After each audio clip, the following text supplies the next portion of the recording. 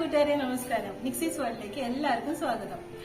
ഇന്നത്തെ നമ്മുടെ വീഡിയോ എന്ന് പറയുന്നത് ഒരു മട്ടൻ കറിയാണ്. അത് കർണാടക സ്റ്റൈലിൽ. അപ്പോൾ ഒന്ന് നോക്കിയാലോ. ഞാൻ മട്ടൻ കറി ഉണ്ടാക്കാനായിട്ട് 1/2 kg മട്ടനാണ് എടുത്തിരിക്കുന്നത്. മഞ്ഞളും വിനാഗിരിയും ഇട്ട് നന്നായി കഴുകി വൃത്തിയാക്കിയ മട്ടൻ കുക്കറിലേക്ക് ഇട്ടതിന് ശേഷം 1/2 ടീസ്പൂൺ മഞ്ഞൾപ്പൊടിയും ആവശ്യത്തിന് ഉപ്പും അതുപോലെ തന്നെ ആവശ്യത്തിനുള്ള വെള്ളവും ചേർത്ത് നമ്മൾ അടുപ്പത്തേക്ക് വെക്കുകയാണ്.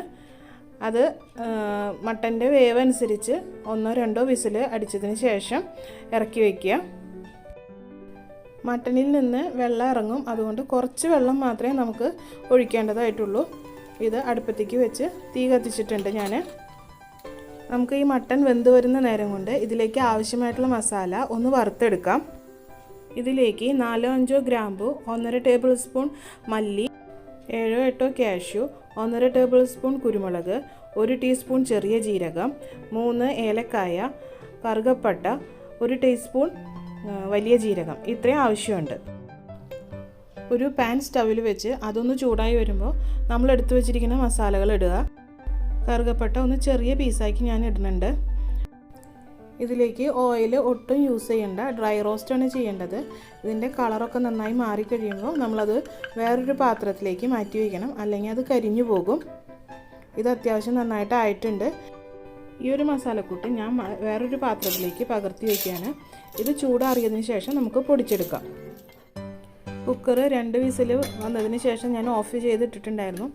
അപ്പോൾ അത് നമുക്ക് തുറന്ന് നോക്കാം. സ്റ്റീമൊക്കെ പോയിട്ടുണ്ട്. മട്ടൻ നന്നായിട്ട് വെന്തിട്ടുണ്ട്. ഇനി ഇത് റോസ്റ്റ് ആക്കാനുള്ള പരിപാടി നോക്കാം.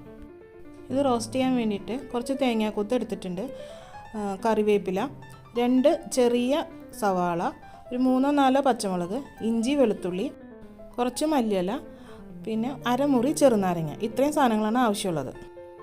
പാൻ ചൂടായി കഴിയുമ്പോൾ അതിലേക്ക് ആവശ്യത്തിനുള്ള ഓയിൽ ഒഴിക്കുക. പിന്നീട് സവാള ഇട്ട് നന്നായിട്ട് വഴറ്റിയെടുക്കുക. സവാളയുടെ ഒപ്പം തന്നെ കറിവേപ്പിലയും ഞാൻ ഇട്ട് കൊടുക്കുന്നുണ്ട്. പിന്നെ നമ്മൾ ഈ കറി വയ്ക്കുമ്പോൾ ഇതിലേക്ക് ചുവന്ന മുളക് പൊടി ഒട്ടും തന്നെ യൂസ് ചെയ്യുന്നില്ല. സവാള ചെറുതായിട്ടൊന്ന് വഴന്ന് ഒന്ന് ട്രാൻസ്പെറൻ്റ് ആയി കഴിയുമ്പോൾ അതിലേക്ക് തേങ്ങാക്കൊത്ത്, പച്ചമുളക്, ഇഞ്ചി വെളുത്തുള്ളി ചതച്ച് വെച്ചത്, ഇതെല്ലാം ഒന്നിച്ചിട്ട് നന്നായിട്ട് വഴറ്റിയെടുക്കുകയാണ് ചെയ്യുന്നത്. മസാലയിലേക്ക് ആവശ്യത്തിനുള്ള ഉപ്പ് ഞാൻ ഈ സമയത്ത് ചേർത്ത് കൊടുക്കുന്നുണ്ട്.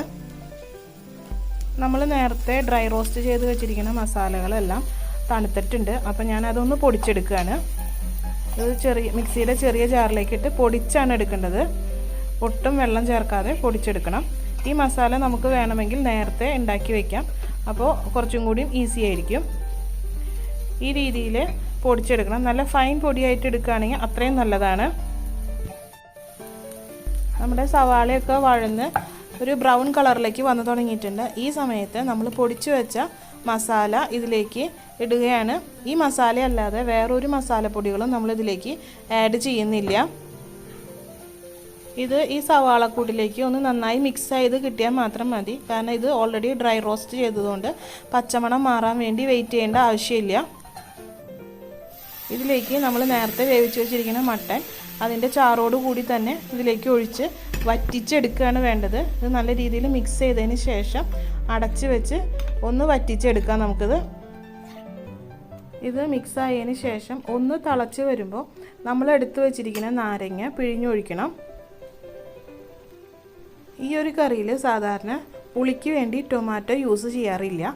വിനാഗിരി വേണമെങ്കിൽ നമുക്ക് ഉപയോഗിക്കാവുന്നതാണ്. ഇത് ഒന്ന് കുറുകി വരണം, അതിന് വേണ്ടി അടച്ച് വയ്ക്കാം. ഇടയ്ക്കൊക്കെ ഒന്ന് തുറന്ന് ഇളക്കി കൊടുക്കുകയും വേണം. ഇതിപ്പോൾ നന്നായിട്ട് ചാറ് വറ്റി വന്നിട്ടുണ്ട്. ഈ ഒരു സ്റ്റേജിൽ നമുക്ക് എടുക്കാം. അല്ല ഒന്നും കൂടി ഡ്രൈ ആക്കി എടുക്കാനാണ് താല്പര്യമെങ്കിൽ അങ്ങനെ ചെയ്യാം. ഇതിൻ്റെ മുകളിലേക്ക് ഞാൻ കുറച്ച് മല്ലിയില തൂവുന്നുണ്ട്. നന്നായി ഇളക്കി യോജിപ്പിച്ച ശേഷം ഞാൻ തീ ഓഫ് ചെയ്യാണ്. ഇത് കുറച്ച് നേരം ഇരുന്ന് കഴിയുമ്പോൾ ഒന്നും കൂടിയും ഡ്രൈ ആയി വരും.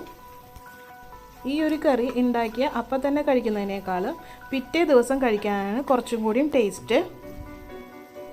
എൻ്റെ ഈ ഒരു വീഡിയോ നിങ്ങൾക്ക് എല്ലാവർക്കും ഇഷ്ടപ്പെട്ടു എന്ന് വിചാരിക്കുന്നു. ഇഷ്ടപ്പെട്ടെങ്കിൽ ലൈക്ക് ചെയ്യാനും ഷെയർ ചെയ്യാനും മറക്കല്ലേ.